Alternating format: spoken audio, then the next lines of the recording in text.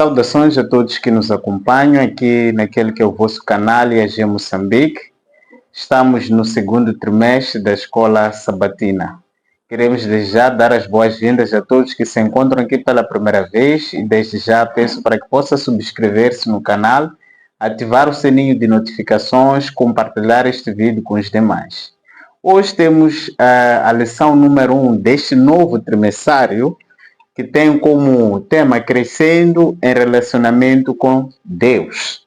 Depois de termos tido o nosso trimessário onde nós falávamos de Cristo em Filipenses e Colossenses, onde aprendemos estratégias de como evangelizar para impactarmos o nosso Moçambique, Deus decidiu nos proporcionar um trimessário que nós vamos poder desenvolver o nosso relacionamento com Ele, de modo que possamos nos consagrar. Uma vez que aqui é Moçambique, estamos para entrar no Impacto Moçambique, que é um evangelismo que visa impactar todo Moçambique. Daí que este trimessário veio no tempo certo para podermos nos consagrar e crescermos no nosso conhecimento a Deus. Mas antes de entrarmos na lição, queríamos lembrar que nós havíamos prometido que iríamos sortear alguns irmãos para poderem ganhar este trimessário. Desde já o irmão Mauro, o irmão Rui Pinto, o irmão Francisco Timana, assim como o irmão Salvador Rodrigues, podem entrar em contato com o IAG Moçambique para que possam também receber o vosso trimessário. E queremos convidar os irmãos que têm estado aqui conosco para mais uma vez continuarem a compartilhar estes conteúdos. Quero dar as boas-vindas aos meus companheiros que aqui estão comigo para juntos entendermos esta lição muito importante e maravilhosa. Desde já dou as boas-vindas ao irmão Rogério. Seja bem-vindo, é uma honra estar aqui consigo. Pode saudar os nossos irmãos que nos acompanham. Muito obrigado, irmão Cipriano. Mais uma vez, agradecer pelo convite e também deixar minhas saudações aos queridos irmãos que sempre estão decididos a acompanhar o nosso programa Esperança para a Vida. Amém. De igual forma, temos a presença do irmão Edson, que é uma honra também contar com a sua presença aqui. Desde já pode saudar aos nossos irmãos que se encontram do outro lado. Muito obrigado, irmão Cipriano. Mais uma vez, digo eu, um prestígio poder estar aqui a participar deste programa e saudar aos irmãos que nos acompanham do lado de casa. Que seja uma bênção iniciar nesta lição da Escola Sabatina para o trimestre todo. Que Deus possa nos acompanhar e esteja connosco até o fim. Amém, amém. Dizer que nós estamos aqui e teremos um novo trimestre diferente do habitual que nós temos tido, porque desta vez eles serão os companheiros que vão estar conosco do início até o fim do estudo desta lição da Escola Sabatina. Estamos a falar deste trimestre, que é o segundo trimestre, onde vamos falar de crescendo em um relacionamento com Deus. Então, é uma hora mais uma vez contar com os irmãos estão preparados para esse desafio? Estamos, para a graça de Deus, estamos preparados, sim. Amém. Então, indo direto para aquilo que é a lição que o autor nos propõe para o dia de hoje, estamos na lição número 1, enfrentando a realidade. Para quem deseja ter acesso a este trimessário, pode aproximar a Igreja Adventista próxima de si e requisitar o mesmo trimessário para poder, juntamente conosco, acompanhar as lições que aqui são transmitidas. E temos como verso A o livro de João, capítulo 15, versículo 9, que diz que como o Pai me amou, também eu amei vocês. Permaneçam no meu amor. Então, encontramos aqui enfrentando a realidade. E Jesus Cristo nos apela a permanecermos no seu amor para podermos enfrentar esta realidade que nós iremos entender daqui a nada com os nossos panelistas, que realidade é esta que nós devemos enfrentar. E mais o autor aqui propõe uma imagem interessante, onde vimos uma cruz e vimos uma videira que tem ramos que dão frutos. Mas do outro lado vimos um ramo que se desfez desta videira. Quando nós olhamos para a cruz como cristãos, nós sabemos que representa a mensagem da justificação pela fé. Então, todo cristão que está alicerçado sobre a mensagem da justificação pela fé dará frutos, assim como nós podemos ver aí na imagem. Mas todo aquele cristão que ainda tem a aparência de ser um cristão, mas não está fundamentado na mensagem da justificação pela fé, ele estará separado e, como consequência, não poderá dar frutos. Então, o que significa que quando nós olhamos para essa imagem, nos mostra aquilo que deve ser o nosso relacionamento para com o nosso Deus. Nós devemos permanecer em Cristo, permanecermos na mensagem da justificação pela fé, para que possamos dar frutos, para que não sejamos arrancados e jogados fora. Não sei se os irmãos gostariam de dizer alguma coisa no que diz respeito a este tema que o autor traz aqui, enfrentando a realidade. Que realidade seria essa que nós precisamos enfrentar? Bom, quando nós vamos para o título da lição deste trimestre, é uma honra, mais uma vez, estar diante dos irmãos a comentar a lição da Escola Sabatina, enfrentando a realidade, me submete ao 2 Samuel, capítulo 12, não é? Em que Deus manda o profeta Natan para o repreender, não é? O que terá acontecido aqui? Nós sabemos a história de antemão que Davi, ele cobiçou a esposa do seu soldado Urias e depois matou, não é? Depois carregou a esposa para onde? Para sua casa. E Deus manda chamar o profeta Natan para repreender o Davi.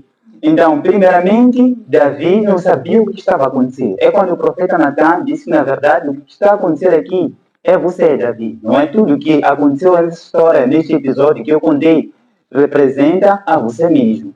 Agora, o que terá acontecido? Davi, ele estava enfrentando a realidade. Em que sentido? Porque ele, de alguma forma, teve que viver uma outra realidade, em que Deus disse que o filho, não é que nascera, iria o quê? Iria morrer. Então, significa que as consequências do pecado que ele cometeu, ele de alguma forma teve que pagar. Então, nós, neste mundo, nós podemos ter uma realidade, mas sempre quando nós pecamos, teremos que sofrer o quê? As consequências. Davi se arrependeu ou não? Se arrependeu, porque ele disse, lá no 2 de Samuel, capítulo 12, versículo 3, ele não chegou a justificar o pecado que ele cometeu. Simplesmente ele disse, pequei contra o Senhor. Ele estava a reconhecer o pecado que ele cometeu. Nós também, Deus nos diz, temos que reconhecer o que é o pecado que nós cometemos. Mas mesmo assim, teremos que enfrentar o que é a realidade. Amém. Muito bem. Acrescentando ao que foi dito, esta lição, na verdade, ela nos faz refletir sobre o estado da nossa relação para com Deus. Então, é esse estado que definirá qual é a nossa condição em termos de comunhão com Deus. Alguns, de facto, podem estar numa boa relação com Deus, mas outros nem por isso. Então, a lição nos leva a nós termos que analisar de uma forma pessoal em que condição nós estamos. Então, para tal, nós precisamos enfrentar a nossa realidade perante aquilo que é o nosso relacionamento com Deus. Se nós formos a ver, a Bíblia nos diz que nem todo aquele que diz Senhor, Senhor, entrará no reino dos céus. Isso para dizer que não basta nós assumirmos ter um conhecimento da existência de Jesus. Jesus que requer de nós o quê? Uma intimidade, um relacionamento. Então, cada um de nós, a lição vai levar com que cada um de nós possa buscar entender em que estado eu me encontro com Jesus. Será que estou num estado de uma boa relação com Ele? Isso para dizer que não basta termos um conhecimento da existência de Jesus. Precisamos ter uma intimidade com Jesus. Precisamos ter um relacionamento com Jesus. E isso é que poderá definir se de fato estamos ou não com Jesus. Agora, a missão vai nos levar a entendermos que realidade nós nos encontramos e enfrentar essa realidade de forma justa e isso irá definir de fato que condição nós nos encontramos. Amém. É interessante que os próprios anjos ficam admirados quando conseguem ver o ser humano que foi criado pelo nosso Deus viver, acordar, fazer suas atividades sem se dar tempo de ajoelhar, orar e agradecer por mais uma oportunidade de vida que Deus nos concede. Então, esta lição ou este trimessário vem mais para podermos nos mostrar realmente qual é a nossa condição e nós nos aproximarmos de Deus. Porque é do interesse do nosso inimigo fazer de tudo para que nós não possamos perceber qual é a nossa condição diante do nosso Deus. Daí que nós vamos ler o Apocalipse, capítulo 3, no versículo 14 até 17, para podermos ver qual é a mensagem que aqui é transmitida, sobretudo, qual seria a condição do povo de Deus nos dias atuais. Em Apocalipse 3, quando lemos aqui no versículo 14, lemos o seguinte: escreva ao anjo da igreja em Laodiceia, estas coisas diz o Amém. A testemunha fiel e verdadeira, o princípio da criação de Deus. Conheço tuas obras, sei que não és frio nem quente. Antes, fosse frio ou quente. Assim, porque tu és morno e não és quente nem frio, estou a ponto de vomitar-te da minha boca. Porque tu dizes, sou rico, tenho prosperado e nada me falta, mas não sabe que és infeliz, miserável, pobre, cego e nu. Então, queridos irmãos, o que é que nós podemos dizer sobre aquilo que é a nossa condição, que é descrita aqui em Apocalipse 3, do versículo 14 até 17? Para responder à questão, eu gostaria que nós primeiro fôssemos a introdução daquilo que é a carta para a Igreja de Laodiceia. Na introdução nós encontramos algo muito importante nos versos 14, que diz: ao anjo da igreja que está em Laodiceia escreve isto, diz o Amém, a testemunha fiel e verdadeira. Então, esse termo, a testemunha fiel e verdadeira, nos mostra que a pessoa que está a falar diz a verdade. Agora, o que significa a carta para a Igreja de Laodiceia? Nós sabemos que dentro daquilo que é a sequência do capítulo, dos primeiros capítulos do livro do Apocalipse, nos apresenta as igrejas, as 7 igrejas, que representam as 7 fases da dispensação cristã. E esta é a última fase da dispensação cristã, que é a fase em que nós nos encontramos. E se nós formos a ver o que é dito sobre esta fase, o que é dito sobre o estado dessa igreja, que ela é morna, que ela nem é fria, nem é quente, e que ela acha-se rica, mas não é rica. Então nós encontramos aqui defeitos nessa igreja. Defeitos esses que precisam ser superados, porque se Deus, que é a testemunha fiel verdadeira na pessoa de Jesus, alerta e chama a atenção, é porque a sua vontade é que essa igreja saia desta condição em que se encontra para um outro estado, que é um estado melhor. Eu gostaria que nós analisássemos esta condição em 2 vertentes. Uma vertente mais pessoal e uma vertente mais coletiva. Por quê? Porque se estamos a dizer que é uma carta que é enviada para a igreja, nós sabemos que a igreja é um conjunto de pessoas. E essas pessoas são formadas por elementos individuais. Então, se um indivíduo encontra-se em um estado morno, significa que vários indivíduos em um estado morno podem fazer com que a igreja toda seja morna. Então, na verdade, de uma forma pessoal, cada um de nós deve buscar fazer uma análise de si e saber em que condição se encontra em termos de seu relacionamento para com Deus. Agora, a pergunta que se faz é: o que Deus exige de nós nos nossos dias? Deus exige de nós, nos nossos dias, que nós possamos ter uma experiência com Jesus. Se nós vamos ao livro do Apocalipse, capítulo 14, verso 12, nós vamos ver que o fiel povo de Deus são aqueles que guardam os mandamentos e têm a fé de Jesus Cristo. Então, é esta fé que nós precisamos desenvolver através da nossa relação com Cristo. Como um coletivo, como igreja, qual é a nossa condição como um povo? Então, aqui nós encontramos a serva do Senhor, referindo-se àquilo que é a nossa condição atual. Alguns voltariam de boa vontade, outros não permitirão que esta mensagem à igreja de Laodiceia tenha peso para com eles, hão de deslizar caminho adiante, da mesma maneira porque antes o faziam, e serão vomitados da boca do Senhor. Unicamente os que se arrependem hão de alcançar o favor de Deus. Então, isso para dizer o quê? Que a ânsia de Cristo de vômito é um desejo, na verdade, de se afastar daqueles que ainda continuam a viver em estado de mornidão. Como igreja, não seremos vomitados. Mas como um indivíduo, corremos risco de ser vomitados. Isso chama-se sacudidor. Então, se nós não, de facto, entendemos qual é a nossa condição, poderemos não tomar o quê? As atitudes que são exigidas, que é o arrependimento.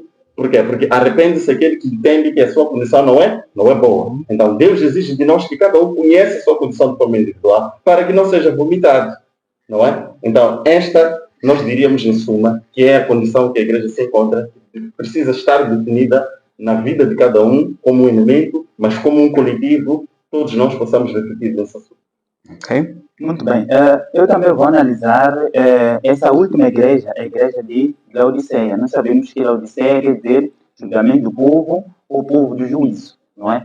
E este povo de juízo inicia no dia 22 de outubro de 1844, não é? Em que Deus, ou Jesus Cristo, ele entra no lugar santíssimo para começar a obra de expiação. Então, automaticamente, nós entramos, não é, no julgamento neste momento. Agora, o que acontece aqui? Mornidão, na verdade, significa indiferença religiosa, não é? Porque o próprio Jesus Cristo, na carta do Apocalipse capítulo 3, não é? Que quem escreve é o próprio João, Ele diz que não somos quentes, não que nem frios. Não é quem dera se nós formos quentes ou frio. Mas nós somos mornos. Aqui, queria analisar com os irmãos o versículo 17, que quando fala de miserável e nos remete àquilo que aconteceu no Jardim do Éden, com Adão e Eva. O que aconteceu com eles? Eles foram criados à semelhança de Deus. Mas quando eles caem no pecado, automaticamente eles foram semelhantes à própria serpente. Não é? Então, Jesus Cristo, ele olha para as pessoas que, na verdade, pensam que estão abundantes, não é? Em outras palavras, são ricas, não é? E são abastadas, que não precisam da misericórdia e a graça de Deus. Por essa razão que diz que vocês são o quê? Miseráveis e nus e se comparam à serpente. E quando nós falamos aqui do ouro refinado, também podemos falar do quê? Da fé e do amor. Fé é algo que, na verdade, é como se fosse um músculo, não é? Que se não desenvolvermos esse músculo, o que acontece com ele? Ele atrofia. Então, é o que acontece, nós temos que fazer nos últimos dias. Temos que sempre reativar a nossa fé. Temos que desenvolver a nossa fé. Porque se nós não desenvolvermos, vamos atrofiar. Jesus Cristo aqui nos deu um exemplo da última igreja em que nós vemos que é a igreja da Odisseia. É interessante que quando nós olhamos para esta condição da Laodiceia, que é a condição atual em que o povo de Deus se encontra, nós tínhamos que olhar, por exemplo, para aquilo que é a missão que a igreja tem, que o povo de Deus tem, no seu todo, que é a pregação do Evangelho. O estar na condição da igreja de Laodiceia nunca deve ser motivo de orgulho para ninguém. É por isso que quando nós vemos Jesus Cristo não se encontra dentro desta condição de Laodiceia. Ele está de fora, do lado de fora, e bate a porta. Porque ele gostaria de entrar para dissipar esta condição em que o povo se encontra. Agora, o que me chama a atenção aqui é que quando nós olhamos para esta condição, é devido à falta do nosso compromisso em cumprir aquilo que é a missão que Deus nos deu. É interessante que a serva do Senhor, no seu livro Testemunhos para a Igreja, volume 4, na página 155, no quarto parágrafo, ela diz que o verdadeiro espírito missionário desertou das igrejas que fazem tão alta profissão de fé. Os corações já não se acham abrasados com o amor pelas almas e o desejo de levá-las ao redil de Cristo. Faltam-nos obreiros fervorosos. Não haverá ninguém que responda ao clamor que vem de todas as partes. Passa e ajuda-nos, que esse é o clamor macedônico. Então, quando nós entendemos que o espírito missionário desertou, quando o espírito missionário deserta de cada um de nós ficamos nesta condição de mornidão. Porque quando nós entendemos aquilo que é a nossa missão, nós vamos ver que precisamos desenvolver uma relação com o nosso Deus. Porque Isaías acaba dizendo que são os nossos pecados que nos afastam do nosso Deus. Então, esta mornidão só vai desaparecer quando o espírito missionário estiver sobre cada um de nós como povo de Deus. Então, precisamos desenvolver este relacionamento buscando, como o próprio Cristo aconselha, o ouro refinado. Então, precisamos ser refinados, precisamos da sua justiça ser imputada sobre nós. Agora, porque nós estamos numa condição de Laodiceia, há uma repreensão e há um chamado ao arrependimento e recompensa. Agora, quando nós lemos o próprio Apocalipse capítulo 3, nós podíamos ler a partir do versículo 19, por exemplo. Vamos ler o 19, 20. Em casa podem ler a partir do 18. Mas nós vamos ler 19 aqui e 20, que diz que eu repreendo e castigo a todos quantos amo. Sê, pois, zeloso e arrepende-te. Estou à porta e bato. Se alguém ouvir a minha voz e abrir a porta, entrarei em sua casa e cearei com ele e ele comigo. Então, quando nós olhamos para estes três elementos, a repreensão, o arrependimento e a recompensa, por que Deus, sendo um Deus de amor, nos repreende? Como é que nós olhamos para a repreensão de Deus? É importante nós entendermos que o último verso, conforme nós acabamos de ler, Deus diz que eu repreendo a quem eu amo. Então significa que é um ato de amor. A semelhança de um pai que sabe muito bem que tem os seus filhos e os ama e quer o melhor para eles, ele não permitirá, se for um pai de fato que ama os seus filhos, não permitirá que os seus filhos se desencaminhem, ele vem, não é? Para onde eles vão, não é? Então, o que o pai fará? Ele fará de tudo para que os filhos possam andar nos caminhos que são, de facto, caminhos retos. Então, Deus também faz o mesmo com o seu povo, com a sua igreja. Ele faz questão de chamar-nos a atenção, porque se continuarmos a caminhar, não é, naquilo que é o estado da mornidão, corremos o risco de nos perder. Por essa razão que a repreensão que vem aí, que somos mornos, que achamos-nos ricos, é uma forma de nós podermos analisar o nosso estado verdadeiro. E conforme nós dizemos, o tema da lição diz, enfrentando a realidade, precisamos enfrentar essa nossa realidade. Exatamente. Nós somos mornos e precisamos melhorar esse nosso estado de mornidão. O que é exigido de nós como um povo? Que nós sejamos um povo que é fiel à luz que nós temos recebido. Como um povo, nós fomos levantados para cumprir uma missão.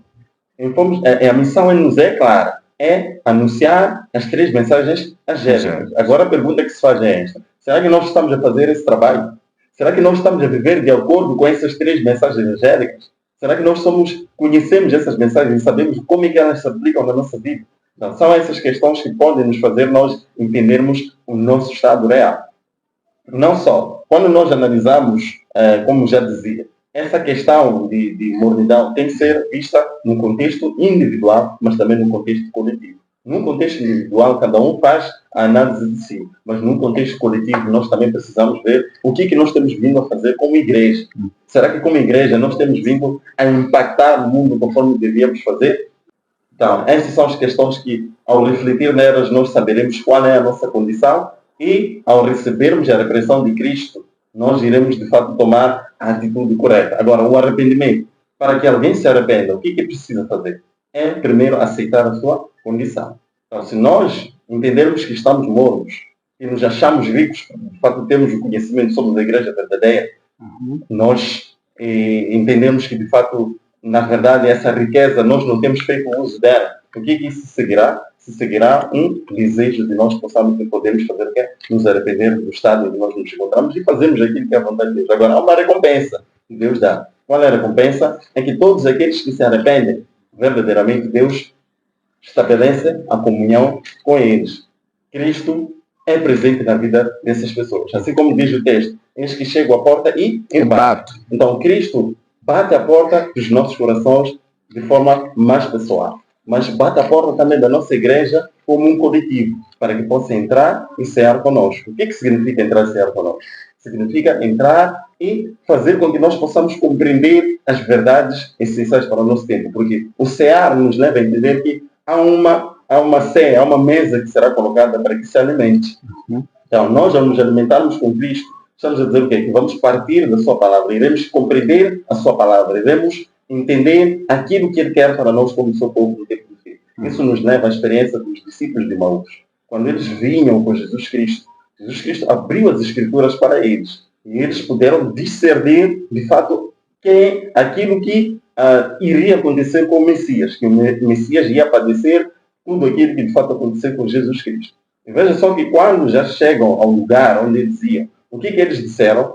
Quando Cristo, de fato, se revelou. Eles disseram que ardia o nosso coração quando Ele nos abria as Escrituras. Isso o que revela? Isso revela que, de fato, à medida que nós abrimos os nossos corações para permitir que a palavra de Deus entre, assim, a experiência dos discípulos de Emaús vai se fazer sentir a nossa vida e nós saberemos quais são os passos a tomar logo de seguida.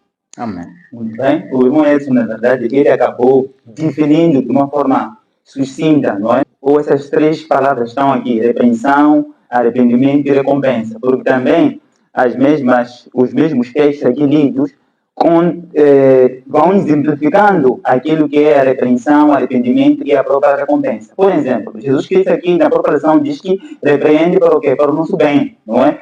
E Ele nos chama para o arrependimento. Quando nós ouvimos a voz de Deus, automaticamente nós reconhecemos a nossa condição que nos encontramos. Por essa razão que Jesus Cristo, o próprio Deus, Ele nos chama ao arrependimento. quando nós abrimos a porta, assim, nós temos que tomar uma decisão de abrir a porta para quê? Para que Jesus Cristo entre aonde? Na nossa vida, como você vai dizer, entra no nosso coração. Esta é a própria recompensa, que é a promessa de quê? De restauração. Quando nós temos uma vida íntima com Cristo Jesus, significa que Ele vai operando milagres aonde? Na nossa vida. Por isso, nós temos que buscar a Ele diariamente na nossa vida, que é o uso da palavra de Deus e também através também da própria oração, que assim nós buscaremos intimamente. É interessante que, ao analisarmos o fato de Jesus Cristo bater a porta, ele tinha poder ou tem poder para arrombar a porta, mas ele não faz assim, porque entende-se que a questão de sermos chamados ao arrependimento não é a força. Nós vemos que ele repreende porque ele nos ama. Então, por não ser a força, conforme já diz o Zacarias capítulo 4, versículo 6, que não é a força, mas sim é pelo poder do Espírito Santo. Então, nós vimos que há necessidade de nós cooperarmos com Ele. Ele bate para que nós possamos responder e abrir o nosso coração para recebermos essa mensagem que Ele traz, que vai produzir em nós um verdadeiro arrependimento. Porque até agora, se nós estamos na condição de Laodiceia, será que nós não temos dito que nós temos nos arrependido dos nossos pecados? Claramente que temos dito. Mas por que continuamos na condição de Laodiceia? É porque nós não temos nos arrependido no verdadeiro sentido. O que nós temos sentido chama-se remorso. Nós sentimos remorso pelos nossos pecados. Quando, por exemplo, olhamos 2 Coríntios, capítulo 7, nos mostra essa questão de remorso e arrependimento, porque temos que distinguir essas duas coisas.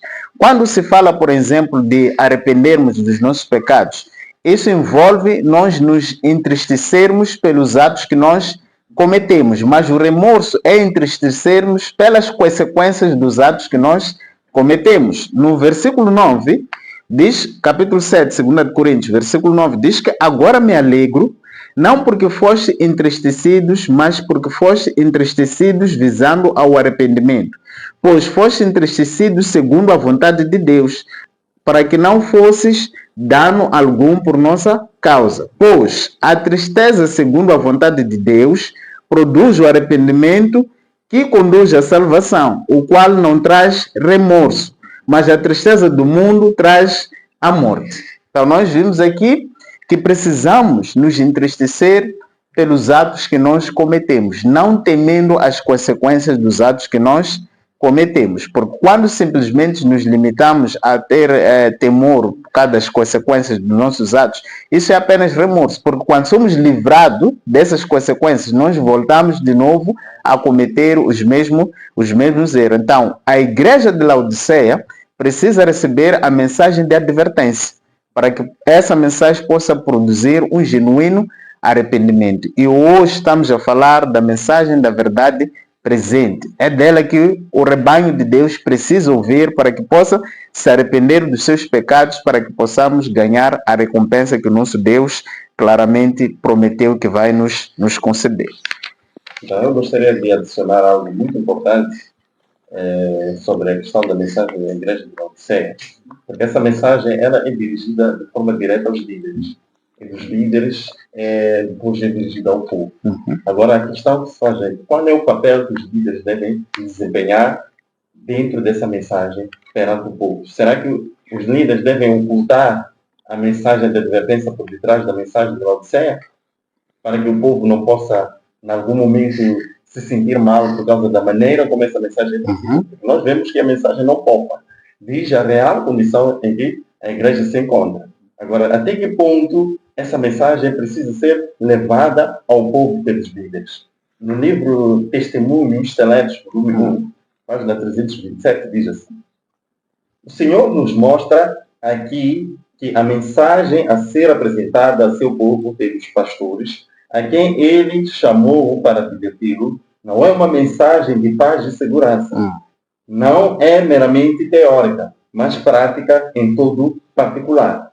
O povo de Deus é representado na mensagem aos laodiceanos como em uma posição de segurança carnal. Sentem-se bem, como se imaginam em exaltada condição de realizações espirituais.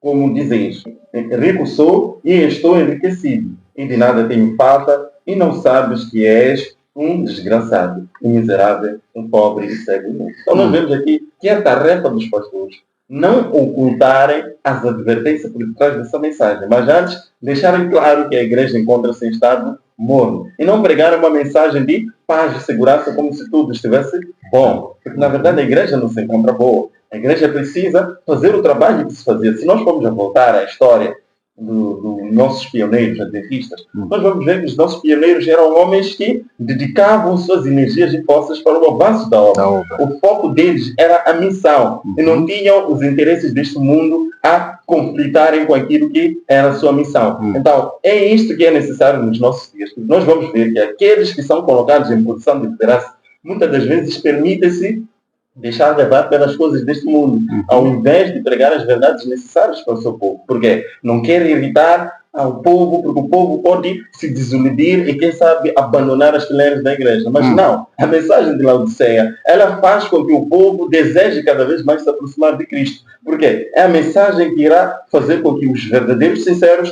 permaneçam dentro da igreja. E aqueles que não são sinceros, obviamente, não irão permanecer. Sem dizer com isso que deve ser o nosso desejo que alguns abandonem as fileiras. Mas a verdade é que a verdade ela irá joeirar aqueles que são fiéis daqueles que não são fiéis. Então é necessário que essa mensagem seja trazida para que verdadeiramente o fiel se levante no nosso povo. Amém. Realmente precisamos de testemunho direto para que possamos realmente enxergarmos aquilo que é a nossa condição. João Batista era um pregador, ele dava um testemunho direto. Se hoje em dia nós vemos que os atalaias que Deus confiou a essa mensagem de advertência, a esse testemunho direto, não dão testemunho direto. Ellen White diz que são pregadores dorminhocos pregando a uma igreja dorminhoca. Então ninguém vai despertar ninguém dentro desses grupos. Ou seja, a condição dos atalaias é a mesma condição do povo leigo. Todos somos mornos, somos da Laodiceia. Mas Deus sempre tem um remanescente. Por isso que todo aquele que consegue enxergar aquilo que é a sua condição deve louvar a Deus e arrepender-se dos seus pecados e buscar fazer um concerto, uma aliança com seu Deus e andar em conformidade com a sua vontade para que possa realmente cumprir aquilo que é a vontade de Deus nesta terra. Na terça-feira nós temos o amor eterno. Quando nós olhamos para a palavra de Deus, já nos diz que o nosso Deus é um Deus de amor.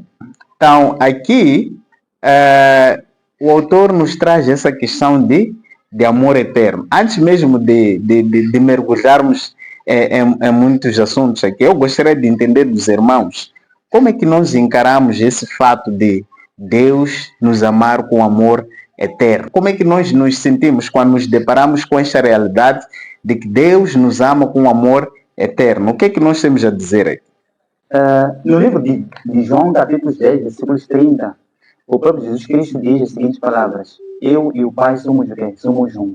Aqui mostra a unidade e a essência, o amor absoluto que ele é. Não é? Por essa razão que diz no livro de João, capítulo 3, versículo 16, que porque Deus amou muito da maneira que deu seu Filho unigênito, para que todo aquele que nele crê não pereça, mas tenha a vida eterna. Deus, Pai, o Filho e o Espírito Santo, eles podiam viver eternamente nos céus, mas por causa do amor e do relacionamento, o que eles fizeram? Eles tiveram que criar os anjos. E por causa desse amor, o que eles fizeram? Tiveram que criar também o quê? Adão e Eva, mesmo sabendo que eles entrariam em pecado, mas mesmo assim o criaram. E este cordeiro, por causa do amor que ele tem, ele foi morto antes da fundação de quê? Do mundo. Então, olhamos aqui o amor que Deus tem para com este homem. E quando Adão e Eva, eles pecam, o que Deus teve que fazer? Criou a iniciativa de buscar este homem perdido. Pessoa que pergunta, onde é que vocês estão? E por causa desse amor, nós encontramos até os próprios patriarcas a andar com quem? Com Deus. Diz que Enoque andou com quem? Com Deus, por causa do amor que ele sentiu quando Matusalém nasceu. Não é? Então, aqui encontramos o amor, a essência do próprio Deus. Que Deus, ele nos ama antes até de nós nascermos. Ok. Gostaria de colocar uma questão. O irmão Edson vai comentar em seguida. Quando nós olhamos para esse tema, o amor eterno, são muitos que dizem que não, nós precisamos, porque estávamos a falar de testemunho direto. Testemunho direto, nós sabemos que vai entrar mensagens proféticas, mensagens de advertência. Mas são muitos que não, dizem que nós estamos cansados de ouvir profecia, vamos pregar o amor. Mas aqui o autor nos traz o elemento de depois de Jesus Cristo descrever aquilo que é a nossa condição. O que nós somos pedidos a fazer é fazer o que ele fez. Apocalipse 3, no versículo 21, ele diz o seguinte: ao vencedor, eu lhe concederei que se assente comigo no meu trono, assim como eu venci e me assentei com meu Pai no seu trono. Será que o amor pode produzir em nós, o amor eterno de Deus, pode produzir em nós a vitória sobre o pecado? É uma questão muito interessante. Eu acredito que a primeira coisa que nós precisamos entender é a concepção sobre o que é amor. Não é? A maneira como o ser humano entende sobre o que é amor é muito diferente da forma como Deus define o amor. Para o ser humano, o amor é um conjunto de sentimentos, palavras boas que suscitam emoções. Mas para Deus, o amor é um princípio. E esse princípio parte desde o momento em que a pessoa conhece a sua realidade e deseja ser santo como Deus é santo. Agora, se de fato, conforme o irmão diz, que Jesus Cristo diz que aquele que vencer, como eu venci, né, receberá a recompensa. Isso significa que Cristo, quando veio este mundo, veio com um propósito definido, que era vencer o pecado. Então, se ele veio para vencer o pecado, conforme nós vimos, Cristo viveu 33 anos sem pecado. Então, significa que ele também nos dá poder para não pecarmos, para vencer o pecado. Este é o amor de Deus para conosco. Por quê? Porque o que nos separou de Deus é justamente o pecado.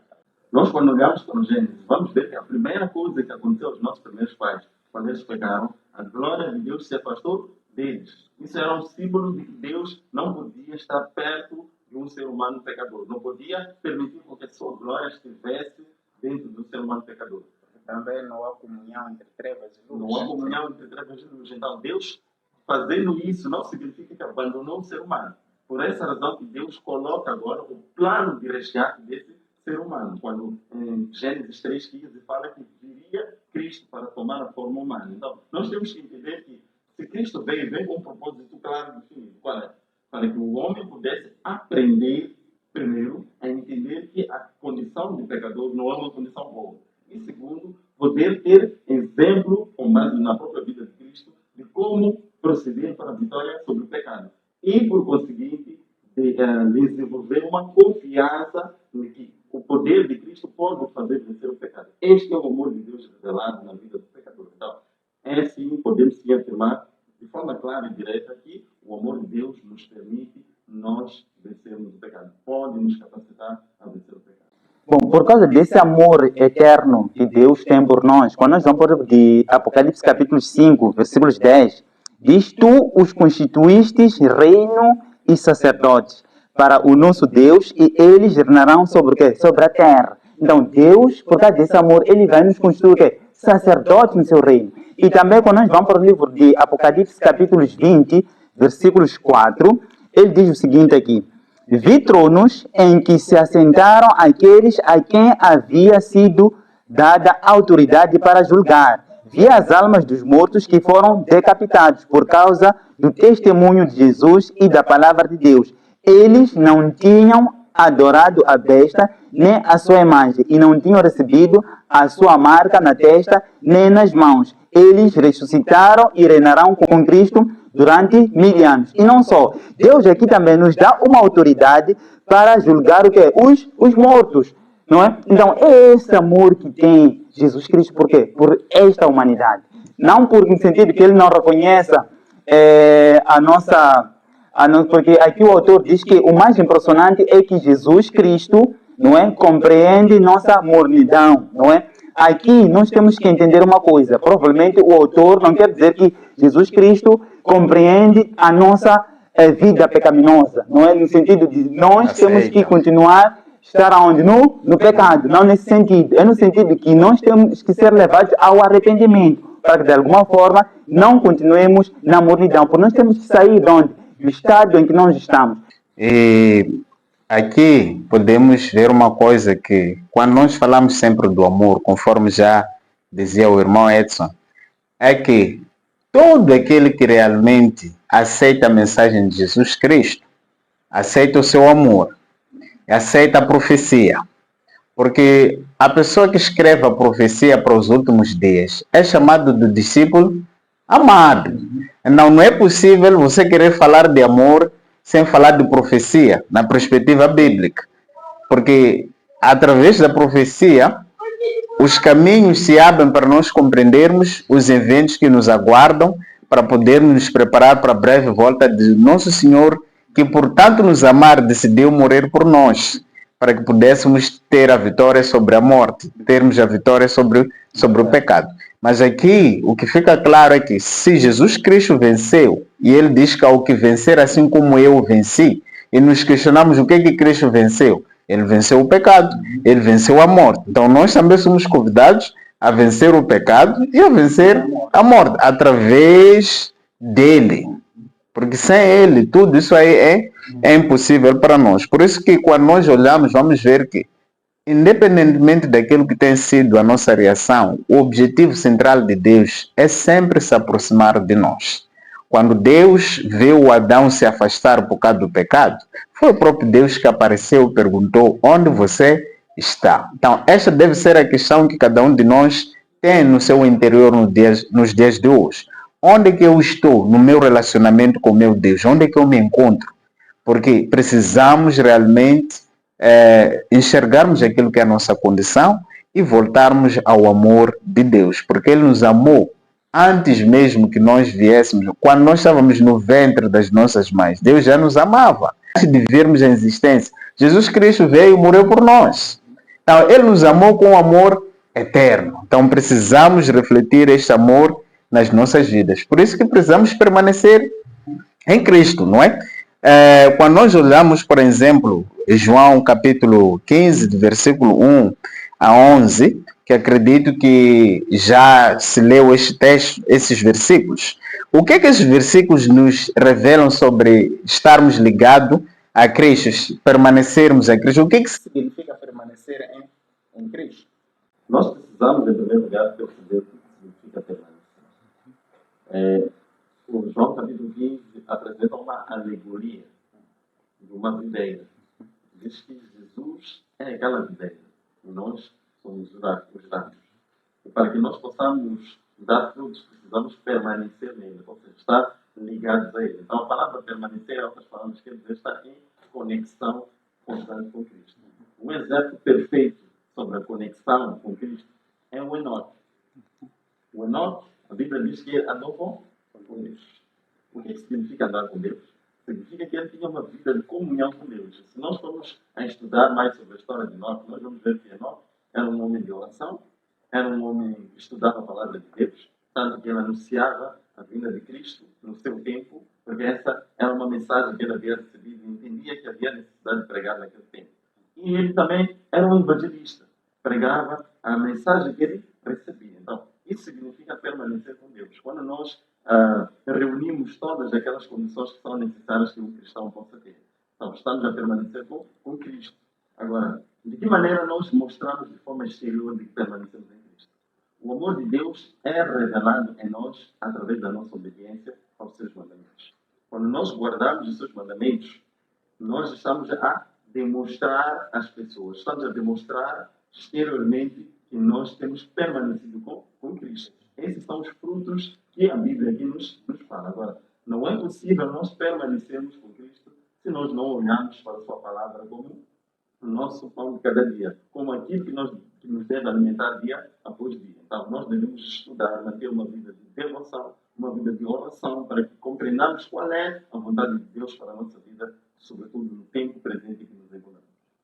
Bom, no livro de João, capítulo 15, versículos 4, aqui é o resumo, provavelmente, de João 15, 1 até 11, que nos diz que permaneçam em mim e eu permanecerei em vocês. Nenhum ramo pode dar fruto por si mesmo, se não permanecer na videira. Vocês também não podem dar fruto se não permanecerem em mim.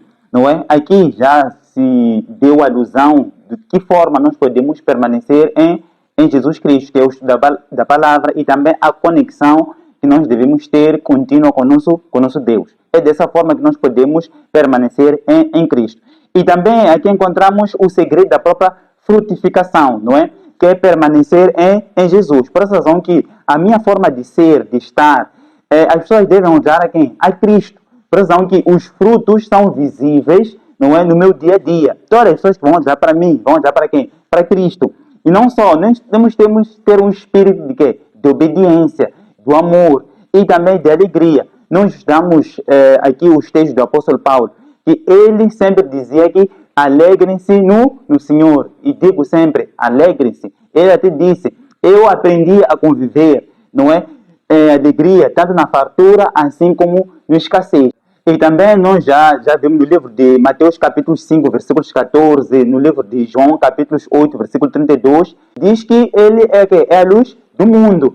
E para aquele que permanece nele, ele vai ser refletido o quê? A luz do próprio Jesus Cristo. Não é? E também quando nós vamos para o livro de Salmos 119, versículo 105, já temos aqui uma expressão clara daquilo que é permanecer em Cristo Jesus, não é? Estudando a palavra de Deus, nós vamos ser o quê? A luz do mundo e vamos refletir essa luz para os outros. Quando nós olhamos aqui no versículo 2 de João capítulo 15, diz que todo ramo que está em mim e não dá fruto, ele o corta, e todo ramo que dá fruto, ele o limpa para que dê mais fruto. Quando nós focamos na questão do ramo que não dá fruto, de que forma isso se concretiza, ou de que forma isso está relacionado com o povo de Deus nos dias atuais? Qual é o perigo de sermos um ramo que está em Cristo, mas ao mesmo tempo não dá frutos? O que é que isso significa? Como é que entendemos isso? Nós podemos perceber isso da seguinte maneira. Se nós temos o conhecimento da verdade, nós não andamos em concordância com essa verdade, certamente Deus irá nos deixar. Quando nós olhamos, quando falávamos aí no princípio da lição, que existem aqueles que de fato têm uma vida de comunhão com Cristo, mas há aqueles que, por sua vez, Cristo irá nos vomitar. O que significa? Porque eles não tomam aquilo que é a posição que eles deviam tomar, de olharem-se para si mesmos como se estivessem no estado novo, desejar o arrependimento e poderem avançar naquilo que Deus pretende que aconteça na nossa vida. Então, quando nós não nos arrependemos devidamente, quando nós ainda continuamos com aquele orgulho nosso de dizer que somos um povo escolhido, que não precisamos do arrependimento, então, finalmente, nós teremos uma vara seca que seremos tirados. Agora, eu queria ler o verso 14 também, que nos ajuda a entender algo muito, muito interessante sobre a questão que o irmão acaba de dar. Diz que vós sereis meus amigos se fizerdes o que eu vos mandar. Então, significa o quê? Que há exigências que Cristo coloca para nós, para que nós possamos ter uma intimidade com Ele. Há um amigo, essa expressão amigo significa intimidade, ligação com Cristo. Então, se nós formos obedientes a todas as exigências que Cristo coloca para nós, teremos essa ligação com Ele. Mas se nós não obedecermos, nós vamos ser afastados. Seremos como o ramo que está conectado, mas não produz frutos. E no fim de tudo tem que ser podada para o quê? Para que haja um outro ramo, um outro broto que cresça e dê frutos. E nós, quando olhamos isso de uma forma global, sabemos que a nossa igreja vai ter uma experiência sobre a sacudidura. Na sacudidura existe uma saída e uma entrada. Saem os infiéis e entram os fiéis. Então, aqueles que não tomarem cuidado de forma individual, porque nós, quando fazemos essa análise, sempre fazemos de forma coletiva. Então, sentimos-nos às vezes mais aconchegados porque sabemos que somos mornos. Mas cada um deve fazer uma análise pessoal de si.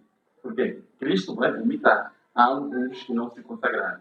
Então, para que nós não possamos ser vomitados ou cortados, usando essa alegoria da árvore, então nós precisamos de uma forma muito pessoal fazer o quê? Entender que existem exigências que Cristo coloca para nós, tomarmos aquilo que deve ser as nossas regras, vou assim usar essa expressão, para que não sejamos de fato afastados. E não só Lucas capítulo 8, verso 18 diz: todos aqueles que ouvem a palavra de Deus tornam-se família de Cristo. Então, isso ensina-nos sobre a questão da intimidade que Cristo quer ter conosco, ou seja, a relação que Cristo quer desenvolver conosco como povo, como igreja. Que nós possamos fazer parte da sua família. E isso só acontece quando nós ouvimos a palavra e exercitamos. Então, é muito importante a questão da obediência à palavra de Deus. Bom, está claro, não é? Só muito mais para acrescentar naquilo que o irmão Edson aqui estava a dizer. Na verdade, muitas das vezes, ser um membro da igreja de um sétimo dia não garante a minha salvação. Porque muitas das vezes nós olhamos para essas pessoas e pensamos que são ungidos, não é?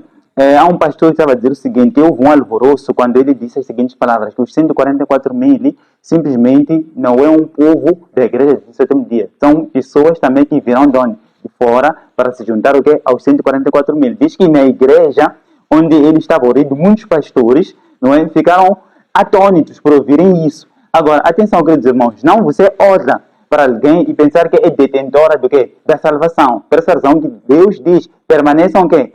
Em mim, não é? Para que ele também permaneça em quem? Em nós. Então, temos vários patriarcas que no começo eles foram bons, digamos assim, bons obedientes, mas depois disso tudo eles falharam. Podemos dar alusão da lição passada que nós falamos aqui do Demas. O que aconteceu com Demas? Ele foi um fiel, não é? Portador da luz que o Pai transmitiu. Mas o que depois aconteceu com ele? Ele falhou com essa luz. Ele não permaneceu em Cristo Jesus. Então, é importante que nós permaneçamos em Cristo. Muito bom. Quando nós lemos aqui no penúltimo parágrafo, o autor diz que, se pensarmos bem, permanecer em Jesus é um dos antídotos mais poderosos contra a condição espiritual de Laodiceia. É o grande segredo de uma vida plena e significativa, agora e por toda a eternidade. Então, nós precisamos realmente permanecer em Cristo. Pois só permanecendo em Cristo é que poderemos achar aquilo que todos nós desejamos, que é a vida eterna. E a vida eterna se encontra em Cristo. Só aqueles que permanecem nele é que poderão ter acesso a esta vida eterna. Porque a sabedura, de forma assim completa, irá se fazer sentir na igreja. De forma, já começou, mas vai atingir o seu pico. E é-nos dito que a maior parte dos membros que estão na igreja hoje vão sair da igreja para dar espaço a muitas ovelhas que não estão no aprisco do Senhor no momento, mas devido ao comportamento, ao estilo de vida também daqueles que professam estar no aprisco do Senhor nos dias atuais. Então, nós precisamos realmente permanecer em Cristo, fazendo aquilo que é a sua vontade. Porque não custa nada a Cristo cortar a esse ramo que não produz nenhum fruto e enxertar. Então, nós precisamos certificar-nos de sermos o ramo que produz os frutos para a honra e glória do nosso Senhor. E, finalmente, temos a ceifa. Quando nós olhamos para uma planta, nós sabemos que podemos encontrar lá a ceifa. O que nos chama a atenção é que as plantas que têm a ceifa, elas não podem permanecer sem a sua ceifa. E, por sua vez, uma planta pode ter ceifa, mas não pode permanecer se não tiver raízes. Ou seja, sempre há uma relação de interdependência de um elemento para o outro. Mas, quando nós transportamos essa lição da ceifa para o campo espiritual, que lições nós conseguimos tirar desta lição? Bom, e também há uma interdependência sobre o estudo da palavra de Deus com a oração. Assim como acontece com a própria seiva. Não é? Essas duas coisas nós não podemos tirar ou substituir por outra. Agora, quando nós falamos da seiva, aqui nós temos que destacar três coisas importantes. Temos que destacar a promessa, temos que destacar a condição e temos que destacar também o resultado. Quando nós vamos para Lucas capítulo 11, versículos 13, diz o seguinte: se vocês, apesar de serem maus, sabem dar boas coisas aos seus filhos, quanto mais o Pai que está nos céus dará o Espírito Santo a quem o pedir. Aqui temos a promessa. Aqui o livro de Lucas nos encoraja a uma oração que é contínua, confiando na bondade de Deus. E não só. Deus promete dar o quê? O Espírito. Aqui podemos comparar esta seiva como o Espírito Santo, não é? Que em nenhum momento nós podemos viver sem o Espírito Santo, por exemplo, nós temos que pedir. E a condição, temos que pedir também com persistência. Eu não posso pedir hoje e depois ficar por aí. Persistentemente eu tenho que pedir o Espírito Santo. E o resultado? O Espírito Santo, o que ele faz? Guia e nos santifica, não é? Então, é dessa forma que nós vamos viver em comunhão com Cristo Jesus. E também no livro Atos dos Apóstolos, não é? Capítulos 27, página 137.4, aqueles que usam aqui o formato de telefone, diz o seguinte: há muitos hoje em dia tão ignorantes da obra do Espírito Santo sobre o coração, quanto o eram os crentes de Éfeso. Não há, entretanto, verdade mais claramente ensinada na palavra de Deus. Profetas e apóstolos têm se demorado sobre este tema. Cristo mesmo chama nossa atenção para o crescimento do mundo vegetal, como uma ilustração da operação de seu espírito para manter a vida espiritual. A seiva da vinha, subindo da raiz, é difundida para os ramos, promovendo o crescimento e produzindo flores e frutos. Assim, o poder vitalizante do Espírito Santo, que emana do Salvador, permeia a vida, renova os motivos e afeições e leva os próprios pensamentos à obediência da vontade de Deus, capacitando o que recebe, assim que é, a produzir os preciosos frutos de obras santas. Aqui encontramos o quê? A interdependência sobre o quê? Sobre a palavra de Deus com o Espírito Santo. Aqui encontramos a seiva, que representa também o quê? O próprio Espírito Santo. É interessante que nesta lição da quinta-feira a alegoria se completa. Nós tínhamos a videira, que é a árvore, que tem os seus ramos, que representa o povo fiel, o povo de Deus, que devem estar conectados. Agora a pergunta é, o que é que vai manter ligados, ok? A árvore do que? Do ramo. É a seiva. A seiva é o alimento para que o ramo possa dar frutos. Então, esse alimento aqui nos é apresentado de forma alegórica, representando o Espírito Santo. O Espírito Santo é a representação da seiva. Então, o que nos mantém conectados com Deus, o que nos mantém ligados com Deus, o que nos faz permanecer no Senhor é o Espírito Santo. Jesus, ele prometeu a descida do Espírito Santo assim que ele ascendesse. Que ele viria para fazer alguns, ou seja, para operar algumas tarefas, assim diria eu, específicas, naqueles que, obviamente, aceitassem a verdade, que seria um ajudador e faria com que eles se recordassem nas palavras que ele ensinou. Então, são essas coisas todas que o Espírito Santo faz na nossa vida para nos manter ligados à verdadeira videira que é Cristo Jesus. Então, a seiva representa o Espírito Santo. Okay. É interessante que quando nós olhamos para essa mesma questão, os ramos da videira, né, crescem geralmente devagar. O seu crescimento é condicionado muitas das vezes à chuva. E nós sabemos que também a chuva representa o Espírito Santo. Então, mostra claramente que o permanecer em Cristo, o crescimento em Cristo, depende totalmente da presença do Espírito Santo na vida de cada um de nós. Então, somos chamados como cristãos a buscarmos essa seiva, a orarmos pelo derramamento do Espírito Santo, porque só assim é que nós podemos sair do estágio em que nós nos encontramos, porque em nenhum momento Deus vai derramar o seu Santo Espírito para uma igreja ou para um povo que se encontra na condição de Laodiceia. Primeiro deve haver o arrependimento, não é? Deve haver um arrependimento que é resultado da mensagem de advertência que o povo recebe. E o povo, ao receber essa mensagem, arrepende-se, confessa seus pecados. Aí Deus, sim, derrama seu Santo Espírito para que este povo possa sair e pregar o Evangelho numa velocidade que possa abreviar a sua segunda vinda, para que possa vir nos levar para estarmos juntamente com Ele. Então, aqui vemos claramente a importância do Espírito Santo na nossa vida. E o autor acaba trazendo 4 elementos ou 4 propósitos, né, do próprio Espírito Santo. Ele diz que ele serve como nosso consolador, ele revela Jesus a nós, convence-nos do pecado e guia-nos a toda a verdade. Nós sabemos que Cristo é a própria verdade. A palavra de Deus é a verdade. Por isso que é importante conhecermos a verdade, porque é conhecendo a verdade que nós somos libertos do pecado. Então, daí que é importante a presença do Espírito Santo na nossa vida. Então, além de termos um pai, além de termos um filho, temos o Espírito Santo que nos acompanha e ambos trabalham com pero para que possam produzir a salvação na vida de cada crente, de cada um de nós. Não sei se temos mais alguma coisa que gostaríamos de deixar em jeito de considerações finais. O que é que nós podemos dizer concretamente a questão do Espírito Santo na vida do cristão nesses últimos dias?